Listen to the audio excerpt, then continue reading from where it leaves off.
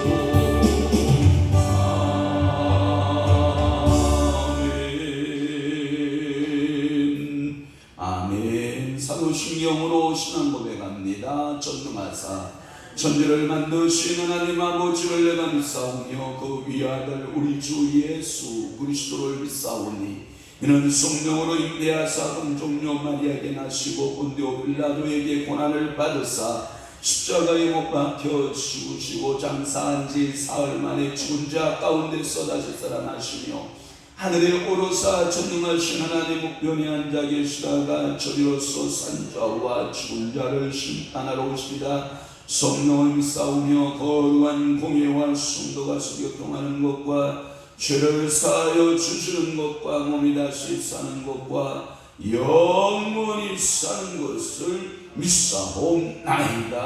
아멘. 사람의 심령은 그의 병을 능히 이기려니와 심령이 상하면 그것을 누가 일으키겠느냐. 명철한 자의 마음은 지식을 얻고 지혜로운 자의 귀는 지식을 구하느니라. 그렇습니다. 우리가 이 땅에 살아가면서 심령의 상태에 따라서 그 심령이 하나님 앞에 즐겁고 하나님을 믿으며 하나님의 역사의 앞에 굴복하면 능히 그 심령의 고백대로 기도대로 우리 하나님께서 모든 환경을 이기고 살아가도록 역사하시는 좋으신 하나님 아버지심을 믿습니다.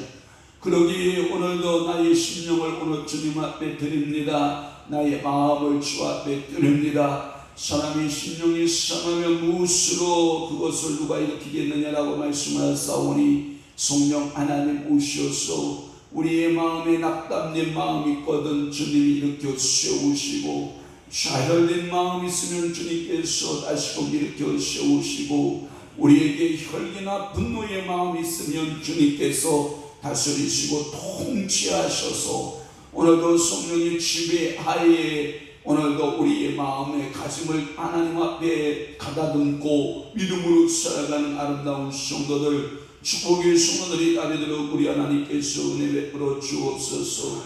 명철한 자의 마음은 지식을 얻고 지혜로운 자의 귀는 지식을 구하느니라 그랬사오니 오늘도 명철한 마음 갖게 하시고 그리하여 지식을 얻고 지혜로운 자의 귀가 되서 지식을 구하고 오늘도 이 말씀 앞에 귀 기울이는 사랑하는 귀한 성도들을 지혜자로 하나님이여 지식 있는 자로 주님께서 명철한 자로 축복하여 주옵소서.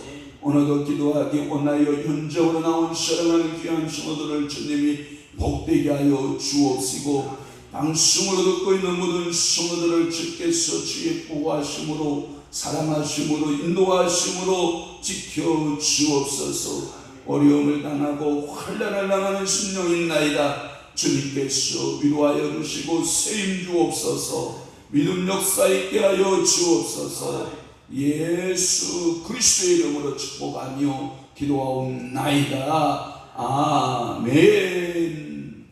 하나님의 말씀 묵도하겠습니다. 이사야 13장 17절 말씀부터 출발해서 22절까지 합독하도록 합니다. 17절 시작. 보라, 은을 돌아보지 아니하며 꿈을 기뻐하지 아니하는 메디 사람을 내가 충동하여 그들을 치게 하리니 메디 사람이 활로 청년을 쏘아 죽이며 때의 열매를 긍휼히 여기지 아니하며 아이를 애석하게 보지 아니하리라. 열국의 영광이요 갈대아 사람의 자랑하는 놀이터가 된 바벨론이 하나님께 멸망당한 소돔과 고모라같이 되리니 그곳에 거주할 자가 없겠고 거처할 사람이 몇 없을 것이며 아라비아 사람 거기에 장막을 치지 아니하며 목자들도 그곳에 그들의 양떼를 쉬게 하지 아니할 것이요 오직 들짐승들이 거기에 엎드리고 부르짖는 짐승이 그들의 가옥에 가득하며 다주가 거기에 깃들이며 들량이 거기에서 뛸 것이요 그의 궁성에는 승냥이가 부르짖을 것이요 화려하던 궁전에는 들깨가 울 것이라. 그의 때가 가까우며 그의 날이 오래지 아니하리라. 아멘. 오늘 은혜 받으실 귀한 말씀 제목은 어제도 바벨론의 멸망 말씀드렸죠? 예, 바벨론의 멸망하고 줄을 그으시고 다시 줄을 그어요. 그 폐허의 모습 이란 말씀으로 은혜를 받습니다. 바벨론의 멸망 줄을 긋고 그 폐허의 모습. 어제 아침에 이야기는 바벨론이 멸망할 것이다 라고 하는 말씀을 드렸고 이제 시간이 흘러 바벨론은 어떻게 됐어요? 멸망을 당하게 됩니다. 오늘 본문은 이 바벨론이 멸망한 후에 그 폐허의 모습에 관한 말씀입니다.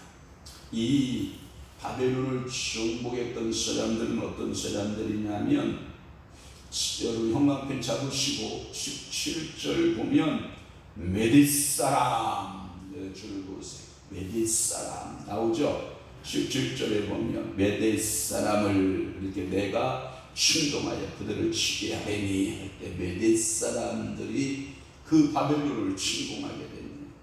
자, 메디 사람들은 어떤 사람인가에 대해 조금 설명해 보면 이런 겁니다. 이란, 지금으로 말하면 지금 이란 사람들의 일족을 말하는데 예수님이 오시기 전 청년경에 이 바벨론의 동부, 그러니까 바벨론의 동부 지역에서 이 바사의 북부라고 한 북부 지역에서 활동하던 사람이었고요. 그래서 주전 8세기에 이 메디 사람들이 바사를 정복을 해요. 그래서 이 바사를 정복해서 메대인들이 먹어요. 그래 메데바사 이렇게 말하는 거예요. 그래서 이 바벨론과 합하여서 이들이 누구를 무너뜨리냐면 아수르를 먼저 무너뜨려요.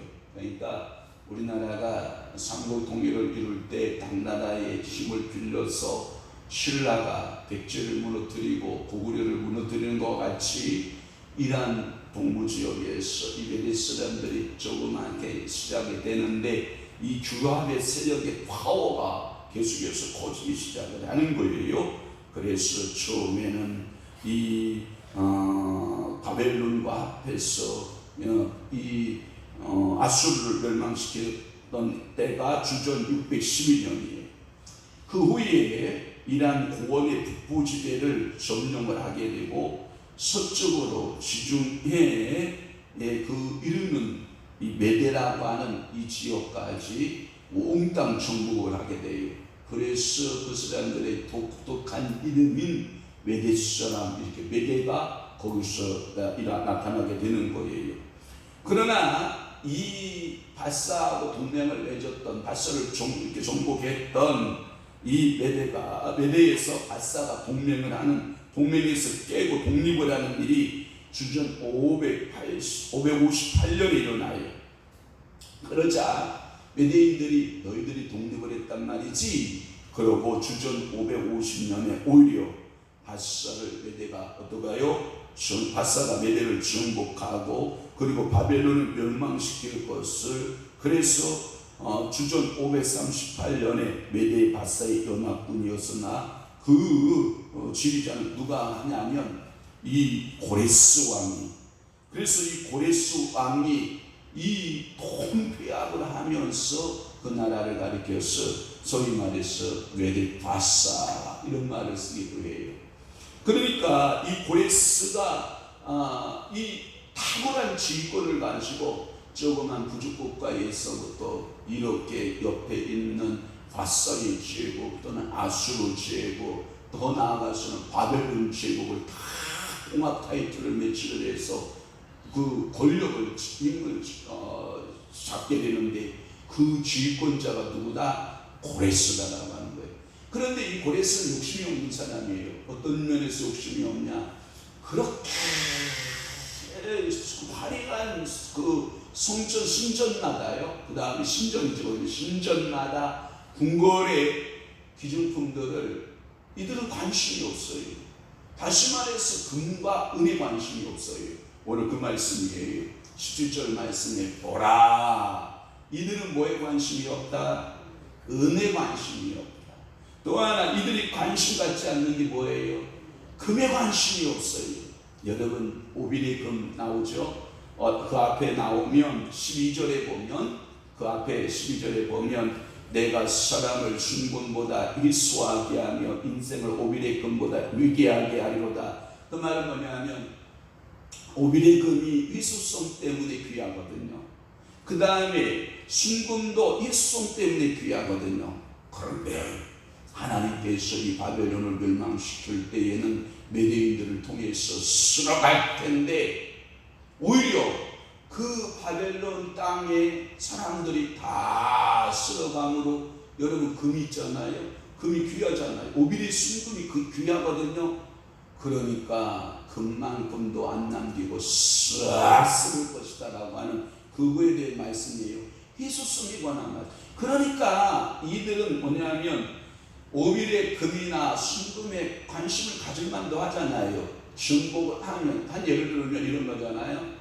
로마 장군 티토가요 예루살렘 성을 정복한다고요. 그때 당시 예루살렘 성은 황금의 도성이라고 그랬다고요. AD 70년경에. 그래서 예수님께서 예언한 예루살렘 성의 예언이 뭐예요? 돌 위에 돌 하나도 남지 아니하리라. 이 예언의 뜻이 뭐냐면 이런 거예요. 예루살렘 성을 불을 지르는 거예요. 그러면 예루살렘이 그 황금 도성으로 되어 있기 때문에 그 황금이 전부 녹아서 어디로 흘러 들어가요? 돌과 돌 사이로 막 들어가니까 이 군병들이, 이 장수들이 그 금을 취하려고 돌을 다 캐내는 거예요. 그래서 돌을 다 캐내고 거기서 금을 캐내기 위해서 돌을 다 꽉 뒤집기 시작을 하는 거예요. 그래서 예수님께서 말씀하시기를 이 성읍에 돌 하나도 남지 않을 것이다 라고 하는 말씀, 다 무너질 것이다 라고 하는 말은 그 말씀이에요. 그런데 이 바벨론을 멸망시킨 메대 사람들은 그 순금에 관심 없어요. 은혜에 관심 없어요. 그리고 우비레금에 관심 없어요. 오직 뭐에 관심이 있냐? 일편단심 이 그리스도 정복의 사업에만 관심이 있던 거예요. 그러니까 이 나라가 융숭한 나라가 되려면 어떤 나라가 되어야 되느냐? 우리가 비록 그 나라를 정복했다 할지라도 그들의 국민들이 각처에서 열심히 사는 것이 목표다. 이게 바벨론 제국, 이 바벨론 제국을 멸망시킨 고레스의 그게 원래의 정치적 목표예요. 가만히 보니까 이 바벨론 정책을 보니까 다 포로로 끌려오고 신전에 기준품 다 갖다 놓고 자기의 그 바벨론 신전에다가 수호합판의 신전을 만들어 놓고 자기들만 부귀와 영성을 누리고 있는 거예요. 그런데 백성들의 삶을 보니까 다 처참하고 피골이 상접한 모습을 보니까 고레스는 생각을 한 거예요. 야, 너희들의 신에게로, 너희들의 땅으로, 너희들이 원하는 곳으로 돌아가라! 라고 하는 칙령이 그때 하나님께서 고레스의 마음을 감동을 시키는 거예요. 그때가 예레미야가 예언했던 것처럼 너희들이 바벨론의 포로기에 몇 년 끌려가 있으면 70년 끌려가 있으면 이 고레스의 마음을 하나님이 충동을 시키셔서 다시 귀환하여 무너진 성읍을 세우고 무너진 성전을 세우는 귀한 역사가 있을 것이다. 하나님께서 고레스를 준비할 줄 누가 알았겠어요? 그런데 하나님은 고레스의 마음을 그렇게 감동해서 그 정책을 쓰므로 예루살렘 백성들만 돌아왔겠어요? 기타 제국의 수많은 포로들이 돌아갔겠지 않겠어요? 그러니까 이 하나님께서는 세계 역사의 주관자가 되심을 우리는 분명히 믿습니다. 그렇습니다. 그들은 은혜에 관심 없어요. 금에 관심 없어요. 메대 바사군 바벨론의 침공은 은금을 위해서가 아니에요. 어떠한 뇌물을 내서 배상금을 준다고 해서 이 메대 바사군이 철권할 수 있는 건 아니었어요. 오직 그들의 목적은 하나님께서요 바벨론 멸망시켜 이 사명 앞에 뭐 할 거예요? 충성하는 거예요. 제가 가끔마다 출애굽 그 과정 가운데 그리고 이 여호수아가 가나안 땅 정복 사업에 앞서서 싸우기 시작을 하잖아요. 출애굽 과정과 가나안 정복 사업에 보면 하나님께서 여러분 왕벌 알아요? 등기볼 큰 말벌 알아요? 하나님께서 필요하시면 말벌도 사용하신 하나님이잖아요. 그래서 내가 왕벌을 먼저 보내서 저들을 싹 왕벌에 윙윙윙 팍 쏘면 그들이 다 죽는 거예요. 지금도 말벌에 쏘이면 죽잖아요. 그러니 하나님께서 왕벌을 내가 먼저 보내겠다. 그 다음에 내가 너희를 보내겠다. 그리고 너희를 그 땅의 원주민을 한꺼번에 쓸어버려라. 아니다. 너희들의 인구수에 늘어난 대로 뭐하라? 쓸어내라. 만약에 먼저 싹 쓸어내면 도리어 그들의 살던 땅에 들짐승들이 우글거리고 사람의 번식이 빠를까요? 동물의 번식이 빠를까요? 여러분 생각해봐요. 동물의 번식이 엄청난 속도로 빠르거든요. 그러니까 사람은 여러분 임신하면 10달을 여러분들 뱃속에 넣고 살잖아요. 그러니까 엄청나게 여러분 쥐 같은 경우는 굉장히 여러분들 엄청난 속도로 번식하기 시작을 하잖아요. 그러니까 들짐승들이 우글거리면 그 땅에 도리어 너희들이 피해를 입을 수 있으니까 서서히 그 원주민들을 몰아내고 내가 너희에게 지시한 그 땅에서 너가 행복하게 살아라 라고 하는 것이 하나님의 목적인 것입니다. 하나님께서는 이 바벨론을 침공하는 이 메대 바사를 통해서 그 통치를 가서 중단시켜라.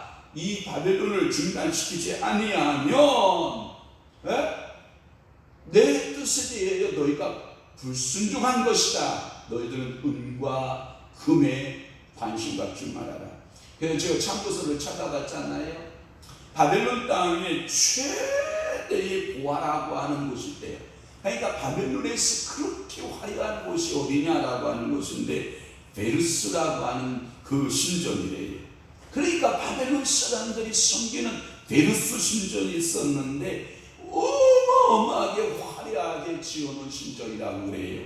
그런데 이 정복자인 고레스는 그 신전을 파괴하거나 그 신전의 것들을 다 자기의 왕국으로나 자기 신전으로 옮기지 아니했다는 거예요. 그러니까 고레스는 은에 관심이 있다 없다? 없다. 금에 관심이 있다? 없다. 오직 누구의 정권을 말살시키는 데만 관심이 있다? 바벨론을 정복하고 그 정권을 말살시키고 하나님의 뜻을 이루는 고레스로 오늘 성경에 등장하는 줄로 믿습니다. 그렇습니다. 하나님은 오늘도 주변의 여러 사람들을 통해서 일하십니다. 그러면 반대로 말해볼게요. 여러분들이 은이 필요해요. 하나님께서 은가진 자를 보낼까요? 안 보낼까요? 보내십니다. 여러분들이 오빌의 금같이 금이 필요해요. 하나님이 금을 가진 사람을 보낼까요? 안 보낼까요?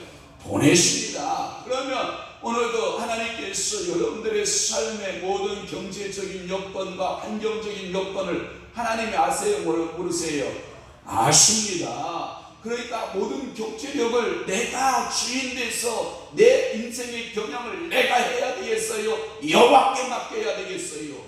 여호와께 맡겨야죠. 그러면 하나님께서 모든 경영을 이루실 줄로 분명히 믿습니다. 그러면 영적인 경영도 내가 해야 돼요? 아니면 그 영적인 경영도 누구에게 맡겨야 돼요?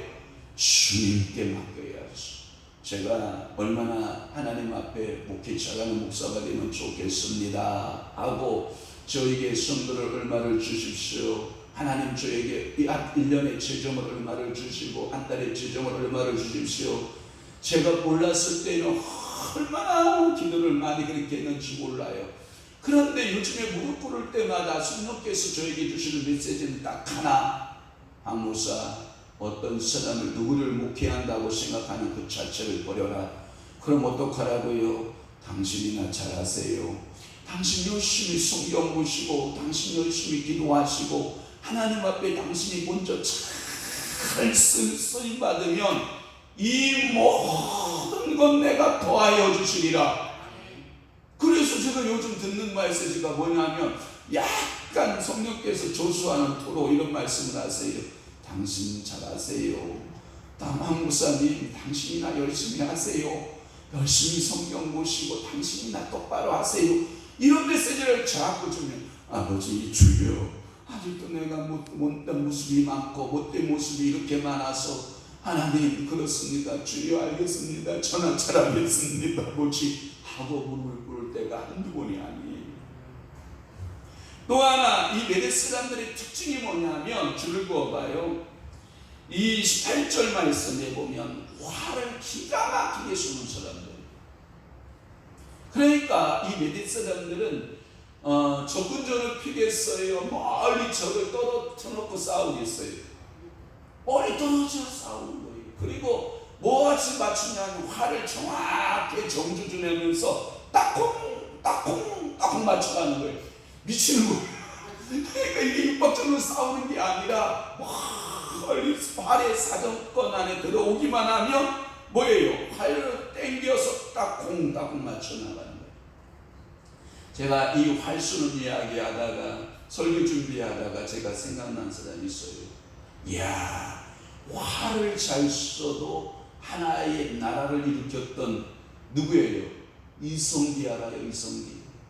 이성기는요 꽁이 날아가잖아요. 그 날아가는 꽁을 향하여 화살을 쫙 잡아서 탁 놓으면요 꽁을 맞춰요.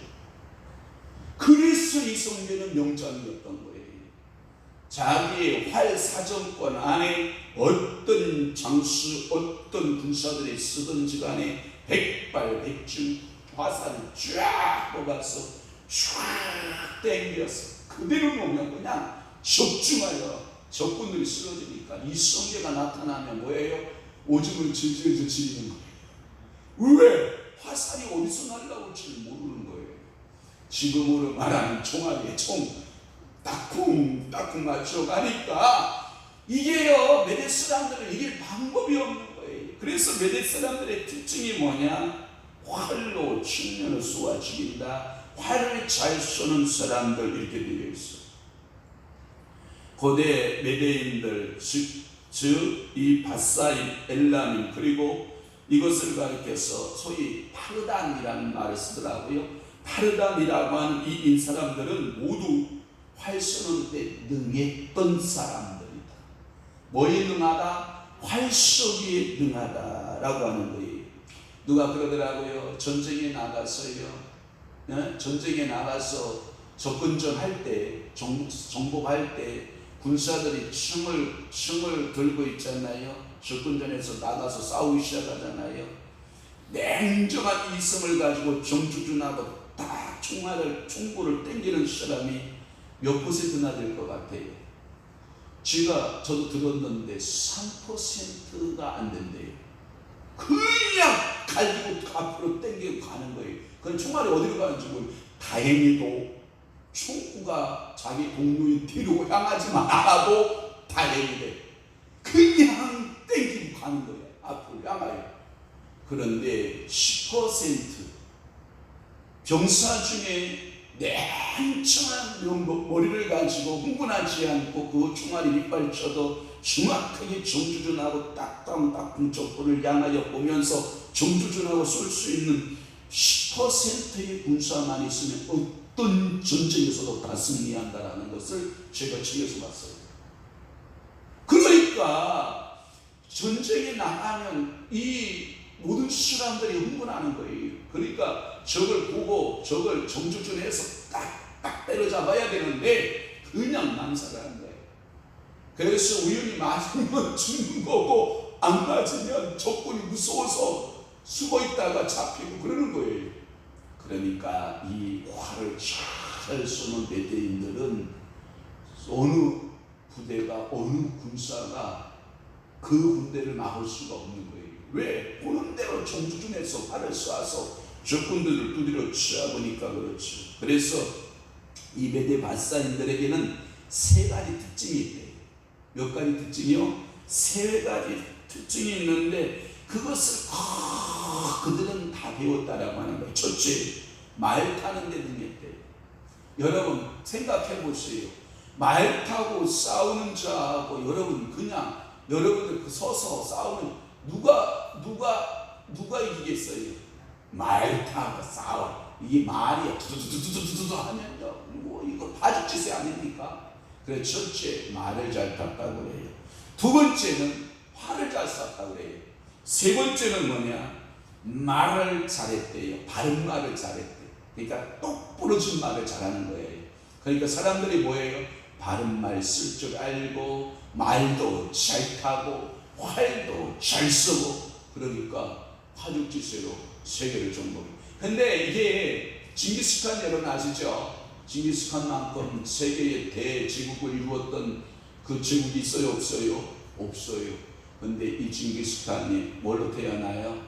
사생아로 태어나요. 아버지가 누군지를 몰라요. 썰에 의하면 징기스칸의 아버지에 대해서 여러 가지 썰이 있어요. 아마도 전쟁에서 전쟁 중에 어머니가 그 적군의 어떤 장수에게 겁탈을 당해서 태어난 것이 징기스칸이다 이렇게 말하는 사람도 있고 그 출생의 비밀에 대해서 썰로서만 몇 가지가 나오긴 하지만 그런데 이 징기스칸은 울분이 있는 거예요. 자기 출생에 대한 뭐가 있어요? 울분이 있어요. 그러니까 그는 말을 한번 탁 하면 소리 뚫릴 때까지 뭐예요? 말을 달리는 거예요. 내달리기 시작을 하는 거예요. 그러니까 그 몽고 땅이 좁은 거예요. 왜? 그 울분을 터뜨려야 되는데 그 울분을 터뜨릴 만한 곳이 없는 거예요. 그래서 속에서 내지져 있는 이 폭발이는 말 타고 그리고 손에 뭘 드는 거예요. 칼을 들고 창을 들고 검을 들기 시작을 하면 그 울분이 세계를 향하여서 그 울분이 터뜨려지는 거예요.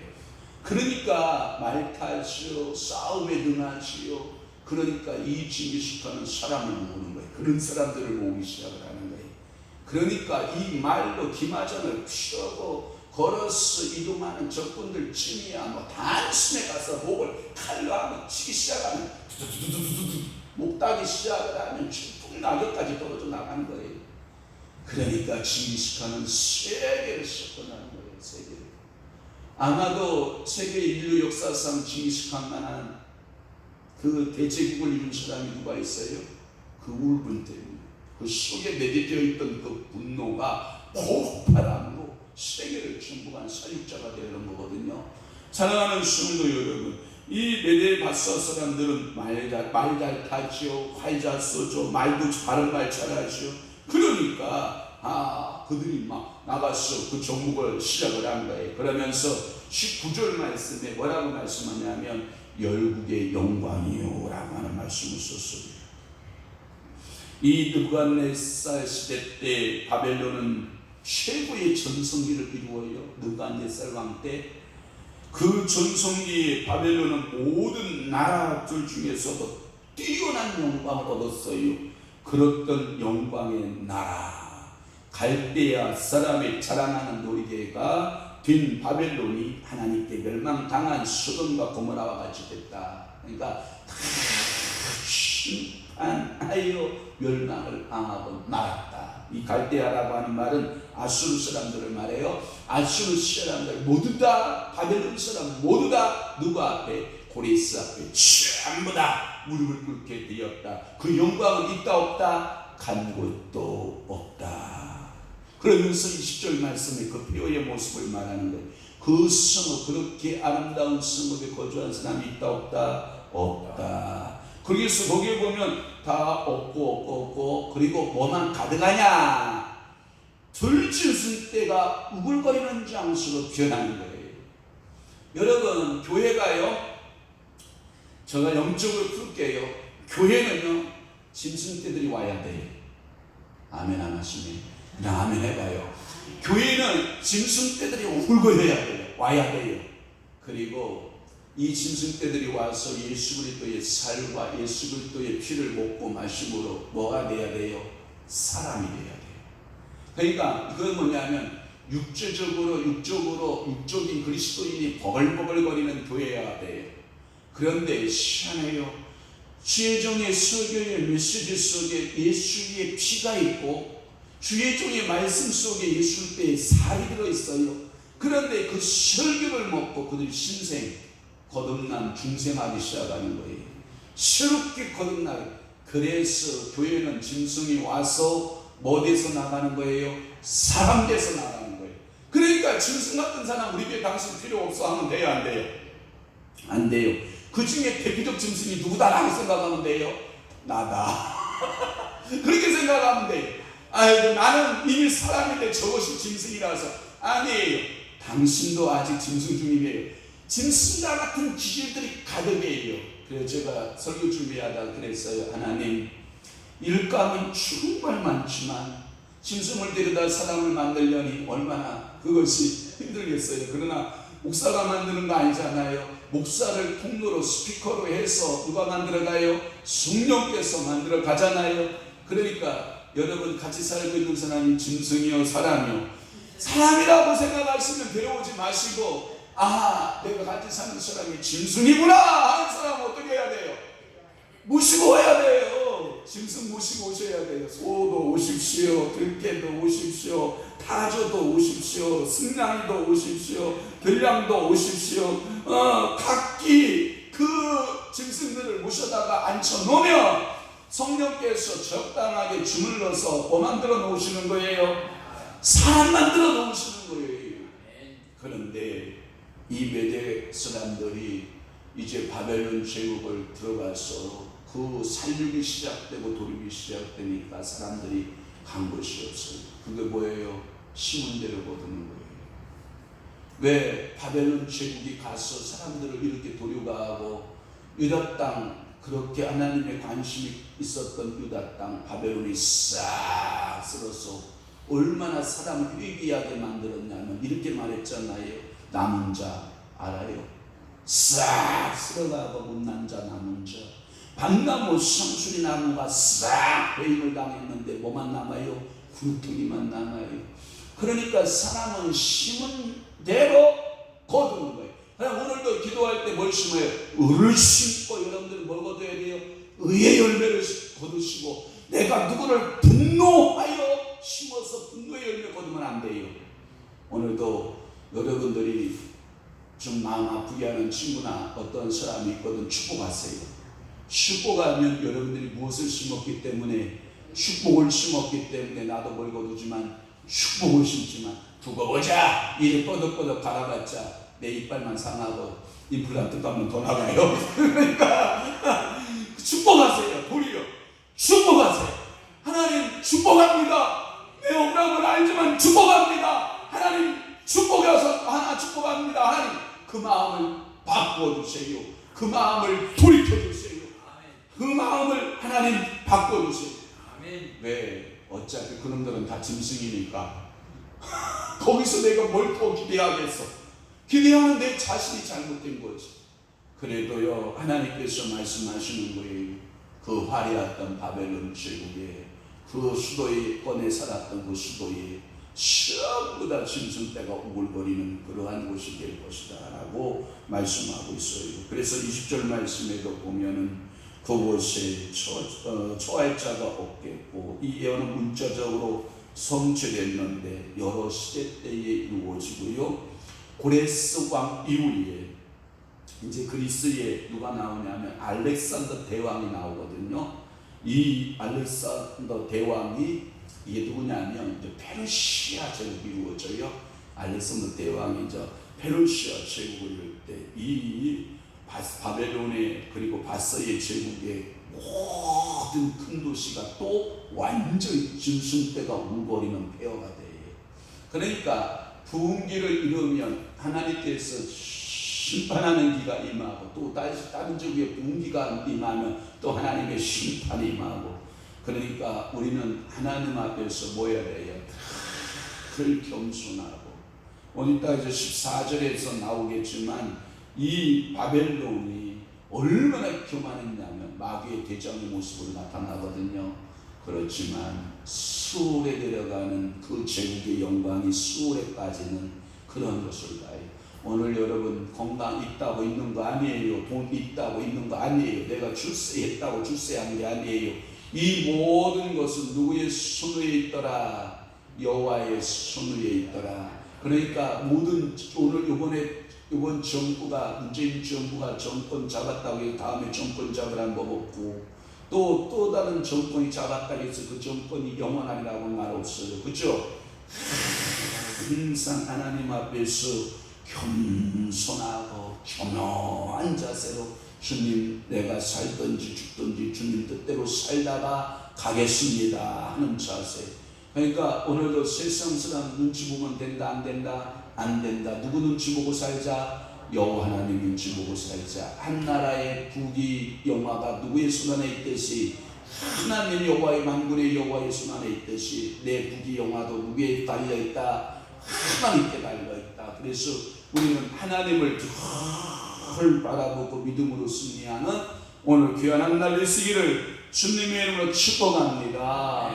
저녁 예배 때 만날 수 있기를 주님으로 축원합니다. 기도하겠습니다. 좋으신 아버지 하나님, 그렇게 화려했던 바벨론, 너무나도 찬란했던 바벨론, 그 바벨론의 멸망의 모습을 보았습니다. 그 폐허의 모습을 보았습니다. 그곳에는 모든 짐승떼들이 우글거리는 도시로 바뀌어가는 것을 우리는 볼 수 있습니다. 주여 오늘도 우리를 변화시켜 주옵소서. 성령의 사람으로 변화시켜 주옵소서. 들짐승의 모습으로 살지 않게 하시고 성령의 사람으로 살아 하나님 아버지와 성령의 열매 맺으며 천국 영생 소망 갖고 살아갈 수 있도록 우리 하나님께도 도와주옵소서. 오늘 이 수요일 아침 이 새벽에 현장에서 기도하는 성도와 또한 있는 처수에서 기도하는 모든 기도의 제목들마다 우리 하나님께서 응답하여 주시고 오늘 저녁 기도의 예배 속에서도 성령님께서 물부터 부으시고 어려움을 당한 가정이 있나이다. 주께서 위로하시고 세임 주시고 주님이 위로하시며 찾아가셔서 성령을 물붓듯이 부으시되 치료의 기름 신속하게 치료되는 역사가 임하게 도와주옵소서. 이제는 우리 주 예수 그리스도의 은혜와 하나님 아버지의 극진하신 사랑하심과 성령님의 감화 교통 내주 위로 역사 충만하심이 오늘 바벨론의 폐허의 모습들을 따라보고 우리의 모습을, 하나님 미래의 모습을 한번 우리가 생각해보고 믿음으로 살고 말씀으로 살기로 결심하는 사랑하는 귀한 성도들 심령 위에와 교회 위에 이제부터 영원토록 함께 있을지어다. 아멘. 우리 주의